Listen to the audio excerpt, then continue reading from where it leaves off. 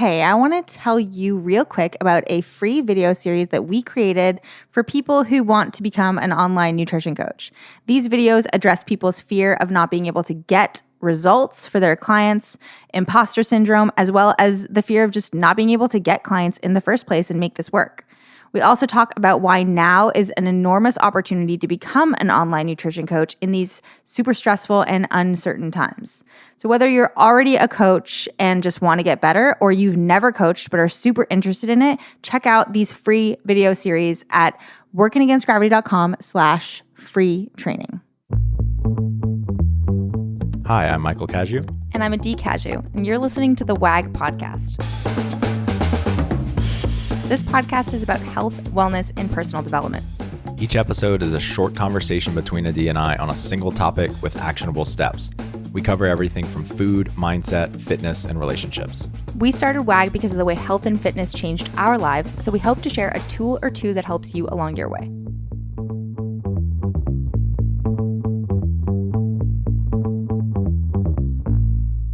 Yo, yo. Hey. Welcome back, guys. Today we have one of the fluffiest episodes ever. No. We're talking about self-love. It's not fluffy. I mean, it's a pretty fluffy topic. However, I think this is something deeply personal and important to every single human being. And hopefully you get something really great out of this. I love that you are one of the most masculine men I know. Very rugged, manly, but also bring up fluffy topics like this, because this was a podcast idea by Michael Caju, not by me. It really was. And could you stop? Yeah, don't touch me with your knee. So this is not just a conversation for the ladies. This is a conversation for all human beings, right? Yeah. So before we get into it, thank you for all of you that have taken the time to leave reviews. We so appreciate you guys. Also, if you're a huge fan of this show, we would really appreciate it if you would share this with someone. That's one of the best ways to help us reach more people, is just to share this with one of your loved ones or your training partners or your actual partner, whatever that may be. Yeah, I've been hearing about some people sharing our conversations with their intimate partner or a family member, and then it really is stimulating some good conversation that they're having. So we really try to not filter the types of topics that we're willing to have on the show. We talk about real hard stuff that's going on in our lives, and these are conversations that I think would be worth having with people in your life as well. So share it with people you love and have some conversations about the ideas that we're bringing up here. And on some of our episodes, we answer your questions on the show, and we've provided a place to leave voicemails. So then we'll listen to the voicemail, we'll play it on here, and then we'll answer it. If you're interested in having one of your questions answered, you can go to workingagainstgravity.com/podcast. Scroll down to the start recording button, leave your name, where you're from, and a nice concise message with your question. Let's get into this. So everybody talks about self-love, or many people talk about self-love. It's such a buzzword these days, but very few people actually know what that means. Like, they don't know what self-love means in the first place. And furthermore, they don't even know how to do it, like how to develop self-love. Well, think about the word love to begin with. If you ask people to define what love is, it's a really difficult thing to define in the first place. And then you're going to add loving yourself. I think it's easier to conceptualize loving somebody else, or for most people, putting that energy towards someone else, or falling in love, or loving your children or your pets or something like that, versus loving yourself, who you spend the most time with, and you're talking to yourself in your head all day long. So you're adding complexity to something that's already complex. So it's completely understandable that it's a hard thing to understand. And the reason that this is so important is because it is what allows you to truly be comfortable in your own skin. It allows you to have peace of mind, to just feel like you're already enough. And it allows you to avoid getting caught in the rat race of just needing to achieve more, and thinking, if I just achieve this thing, or I just get this thing, then I'll be happy. That's a rat race that probably the majority of the world is in, but definitely Western society, which is very incentivized to make more money and achieve more and more. It also helps you avoid being discontent, having poor relationships, and just generally not enjoying your life. Yeah, there's something about being okay with where you are at right now, even if it's not where you want to be, that adds this level of peace and something that I think I might spend the rest of my life trying to master it and live truly peaceful. But I believe it is an incredibly important practice to cultivate. And we're going to talk about today ways that you can tangibly do that. Like we talk about on the show, we're always talking about steps that you can take and actions that you can take to implement in your life right away, which is why I love that Michael brought this podcast episode idea up, because we really do have a bunch of steps that you can start doing today to start learning how to love yourself and being okay with yourself right now, which doesn't mean that you don't want to change and grow and learn, but it takes that layer of pain and suffering away of just wishing something was different than it is right now. Right. And the reason I started to write this podcast or prepare for this podcast in the first place is someone asked me on a podcast I was on at the very end of the show. It was a really heavy question to end it with, but he said something like, how do you feel like you are enough for the people in your life? And I sat and thought about it. And the first thing that came up for me was a Brené Brown quote or concept that goes something like, if we want to belong to others, we have to first belong to ourselves, right? If we want to be in loving relationships with others, we have to first love ourselves. And I think many of you have probably heard some form of that, but very few people dive into what that really means. So we want to talk about how to cultivate self-love. And this is something that you actually taught me. I don't know if you got it from somewhere else. So if you did get it from somewhere else, give that person some cred. But self-love is a lot like loving somebody else. So if you really put the lens of how do I love other people? How do I appreciate other people? How do I accept other people for the way that they are right now without wanting to change them? Then you can just flip the other person and turn it on yourself. So let's talk about a couple things that you can do. Yeah. So in a second, we're going to talk about some more actions, but one like asterisk that just came up when you were talking is that when we're in relationship with other people and with ourselves, we'll probably naturally have some judgments come up about how that person is living their life, mistakes they've made, mistakes we've made, the way that we're living our lives. And when we're in a healthy relationship, you're probably to some degree willing to put aside those judgments and accept that person for who they are, right? We may not agree with everything that someone else does. We may not, we may have some regret about some decisions that we've made, but at the end of the day, we have to accept those people for who they are because they are doing the best that they can with the information that they have available to them. And that is what we are doing as well. Yeah, there's a landmark forum concept of loving people for all they are and all they're not. And I think about that a lot. I love you for who you are and who you're not. And trying to wish you were somebody else is just creating suffering for myself. And I think you can flip that on yourself. I love myself for who I am and who I am not in this current moment. And I can love myself right now.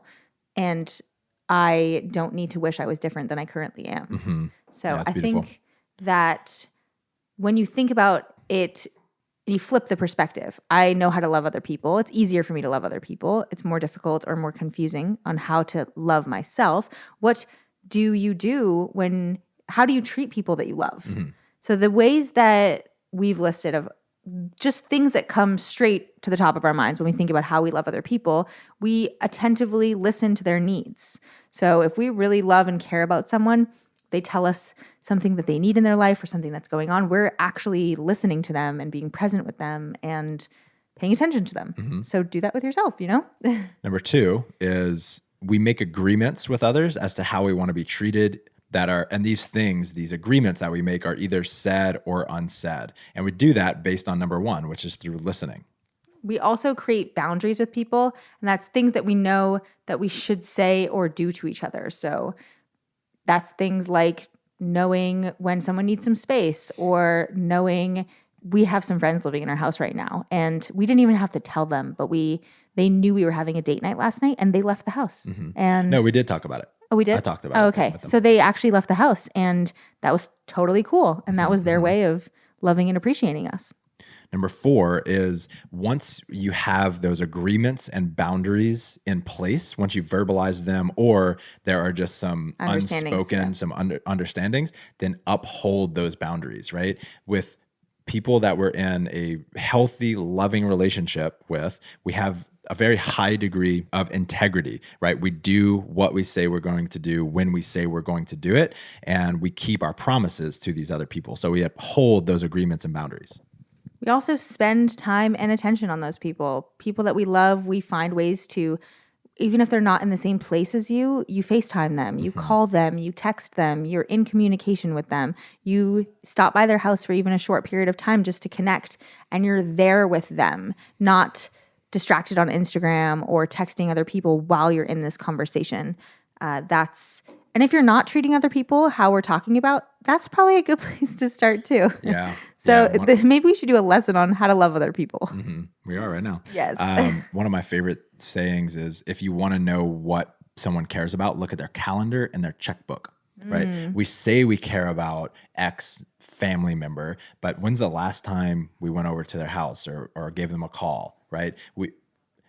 Our values may have just changed, and we're just telling ourselves a story about what we really care about. But if we look at where we're spending our time and our attention and our money, pretty apparent what we actually do care about and value. Right. I think you could also flip that on yourself. Totally. Yeah. Like, where are you spending your own time and energy and money? I say I want to have a 6-pack, but where are you spending your time, your energy, and your money? Is that really I love that. That's so good. So number 6 is go above and beyond for that person. So with people that we love, we're not just upholding agreements and spending some time with them. We're really looking for ways to delight them, to surprise them, to support them, make their lives better, right? We're trying to add value to their lives rather than just showing up. And you're not just waiting to be asked to do something. You're going above and beyond.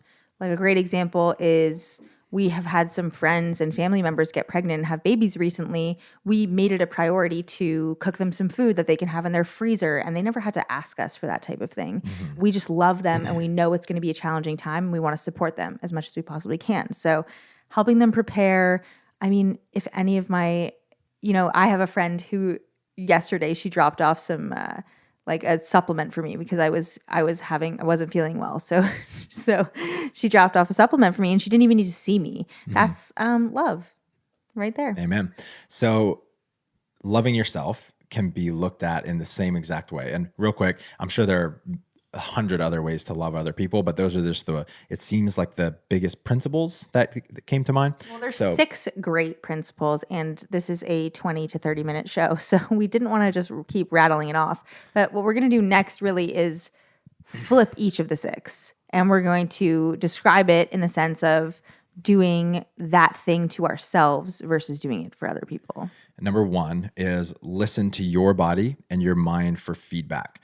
So what you want to do is you want to figure out what makes you feel best in the present and in the future. And in step 1, you just want to figure that stuff out. What makes you really tick? What makes you feel alive, makes you feel at peace, makes your body feel great? And some ways to do that are journaling, meditating, or just in general, just paying super close attention to how certain behaviors and habits make you feel.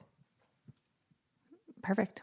Number 2 is, now that you know what makes you feel your best in the future and makes you feel your best now, or at least have an idea, have some things that you want to try, make some agreements with yourself to actually do the things that make you feel best now and in the future. So it could be exercising, it could be meditating, it could be journaling. I have a great one for this. Okay. So I've told you this story before, but like 2 years ago, I was looking back through some of my old journals from like 2012 on, and I found 2 periods of time that in my journals that I talked about. I was like, I had this very lucid moment where I wrote something like, I feel best when I meditate 20 minutes a day. And I looked Maybe show me further this. back from that. And right before that, I was going through a period of like depression and just like, yeah, just kind of depression. Like I was just kind of down. And so I was super, and that happened twice in different years. And so in that moment, I was like, I just have to meditate every, like 20 minutes every day. Like this pattern keeps coming up. So that's just one example of me listening and being really clear and then making an agreement that I've upheld now for the last 2 years, almost every single day. And the fact that you could even notice that pattern is because you're paying attention and you're doing step number 1, which is listen to your body and mind for feedback. So that really is the first, if you do nothing else, paying attention to what's coming up for you, your thoughts, your feelings, your physical body. But we're on number 2, which is make agreements with yourself. We have one more thing here is, if you're kind of new to this, you might identify some things that you're already doing. You also might identify some things that you want to be doing that you're not. Start slow and just make one agreement at a time. This is like any habit formation that we ever talk about. Do one thing at a time, really crush that. You can always get bonus, but just make sure you're building integrity like one brick at a time. You're just starting as slow as possible. And especially if you don't already know a couple things that make you feel good, then start trying things and be okay with them not being the thing that actually makes you feel good. You have to start somewhere. You have to try certain things. So make an agreement with yourself that I'm going to try this thing or I'm going to continue doing this thing that makes me feel best now and in the future. And one caveat about number 2 is something this amazing woman named Mama Gina told me recently. And she said something along the lines of self-love doesn't actually have to feel good. And so if you're thinking that self-love is taking a warm bath, which it might be, or eating some chocolate, or skipping your exercise routine, those things could be self-love, but you also have to think about sometimes self-love just doesn't feel good. There's times where you've not wanted to meditate for 20 minutes in the morning. There's times where I just don't want to go to the gym, but doing that is actually what makes me feel best. And it's not just about the you right now that needs to feel good. It's the future version of you. So right now, in this particular moment, as I'm sitting here on this podcast with you, it would feel amazing to have a whole box of mac and cheese. That's just really what I want right now. But especially if you put it on a hamburger. No, I don't think I want that. But we are different. But future me would not feel good that I did that. So there's a difference between, so actually not having the mac and cheese is self-love for me right now. I would lean more heavy to what does future me want versus what does me now want, because human beings are, that's why they did the marshmallow experiment. For those of you that know it, we love instant gratification. We want things right now. Just think about that and just understand that it doesn't actually have to feel good. It can be hard. It can be uncomfortable. It can be difficult. Like self-love might be having a hard conversation with someone in your life. And that never ever feels good in the moment, but it feels amazing afterwards. So I just wanted to say that to make sure that gets out in the air. Yeah, that's great. Number 3 is similar, but kind of in the opposite direction. So it's creating boundaries for yourself. So making agreements is like, these are the things that I want to do. And this is a little bit gray, but it's like, these are the things I want to do and I'm agreeing to do.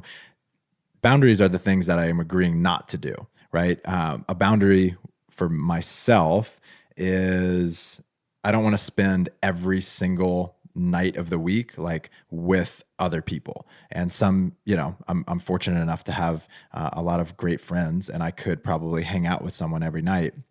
But I need time alone with Adee. I also need time alone with myself. So I'm not going. My boundary is I'm not going to overcommit myself and overbook my week.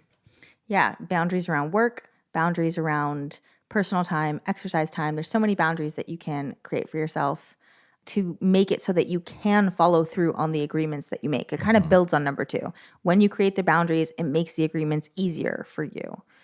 Michael also doesn't want to spend every night of the week with me, so definitely not. Number 4, which is something we've already been talking about, is uphold the agreements and boundaries.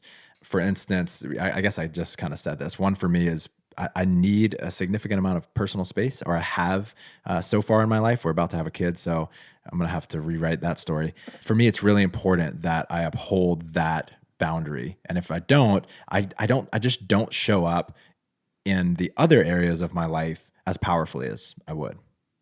Number 5 is to be present with yourself. Get out of your head and into your body. Do things you love that get you out of your head. So just like we want to be present with other people, we want to be present with ourselves. That means the same things. Being on Instagram is not being present with yourself. Texting other people is not being present with yourself. It could be just dancing, doing a dance class, or doing exercise, or going for a walk and not bringing your phone with you, or not listening to a podcast at the same time. Just having some silent time and just be with yourself.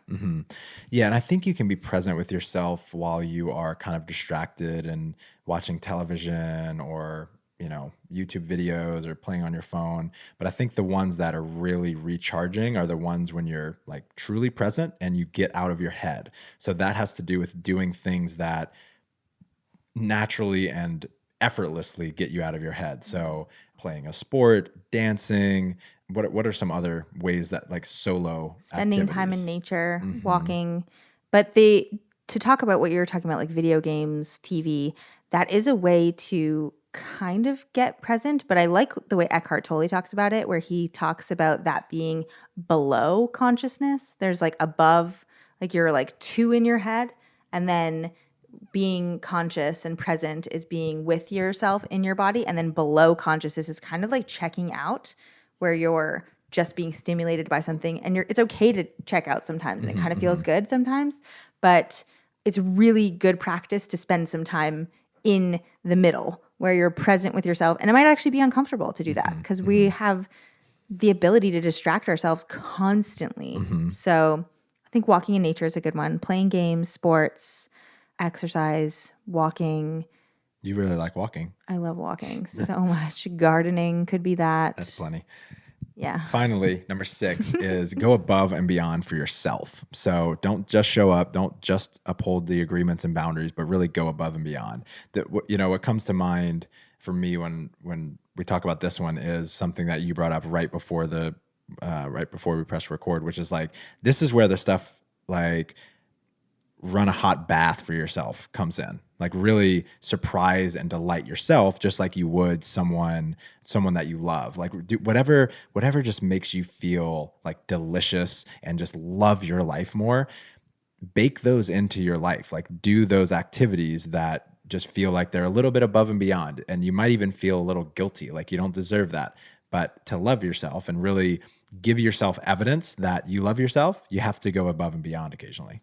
I also think going above and beyond, though, doesn't have to be indulgent. Like, for me, the example that immediately came up of going above and beyond for myself, this might be a silly example, but it's like spending the time to organize our whole closet and putting my laundry away and having our house get cleaned as best as possible. And then I feel like that's an indulgence. I feel so good about my life. But before I do that, there's a million things in the world I would rather do than to do any of those things. But that actually is going above and beyond for myself, I think, because I could not do that. I'd be okay. I would survive. But my life is so much better when I go above and beyond, and I just really carve out the time to make our space feel amazing. Right. So it doesn't always have to be indulgent, but I do appreciate the indulgences too. So yeah, this is where number 1, like listening to your body and your mind really comes into play. This is going to be different for every single person. One thing, I'm not sure if we've talked about this on a podcast, but one thing I'm a fan of is like when I'm at a peak, or I guess a pit, or like a bottom, I pay really close attention to writing down why things are going so well or why things are going so poorly, so that I don't often reference back, but it like crystallizes in my mind. Okay, this is all of the things that I do when I'm at my best, and this is like all the things that I'm not doing, or all of the things that I am doing that have led to me feeling like shit right now. Did you learn this from me?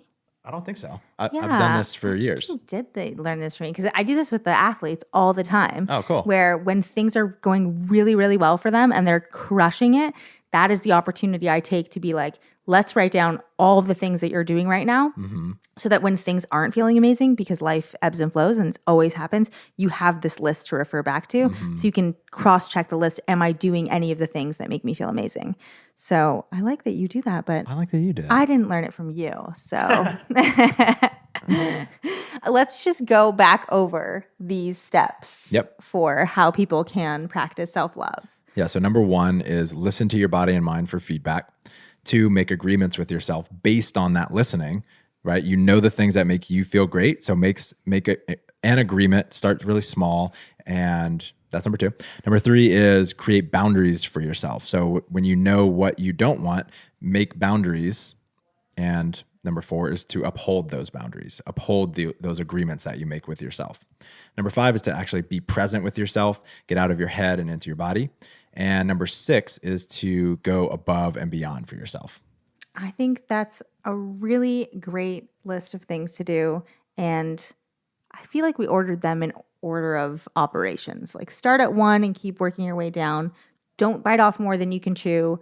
Listen to our how to create high efficiency habits episodes, or how to be, I don't know if the productivity episode, but listen to all the episodes because they all probably have some themes that interlace with this one and how to actually implement these things in your life. And I hope that you begin falling in love with yourself. Peace.